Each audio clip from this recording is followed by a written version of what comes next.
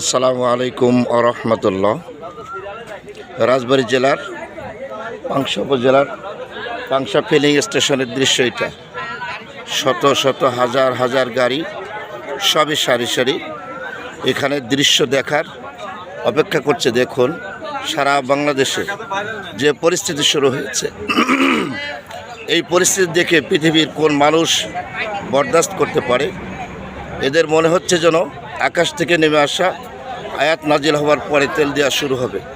কখন truck officer, কখন police officer, কখন এদের ইচ্ছা হবে মর্জি হবে। সম্মানিত সম্ভ্রান্ত কর্মজীবী, আলেম ওলামা, ডাক্তার, শিক্ষক, চাকরিজীবী, ব্যবসায়ী, এনজিও কর্মকর্তা, সর্বশ্রেণীর পেশার মানুষ আজকে দিশেহারা এতিমের মতো রাস্তায় দাঁড়িয়ে আছে। রোদ গরম বৃষ্টির সকাল সন্ধ্যা ঠিক নেই, খাওয়া ঘুম গোসল ঠিক নেই। এই যে লাইনগুলো দেখতে পাচ্ছেন, এখানে কোনো শৃঙ্খলা নেই। কে কাকে শৃঙ্খল করবে, কে কার কথা মানবে, দেখার বলার জন্য কেউ নেই।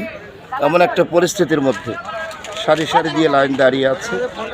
এখানে বলার মতো কোনো পরিস্থিতি নেই। প্রতিদিন একই দৃশ্য। এই যে গাড়িগুলো দেখতে পাচ্ছেন, এটা গতকাল দুপুরে রেখে গেছে। কে কার আগে যাবে, কে কার পাশে যাবে, মানুষ আর কত ধৈর্য ধরবে?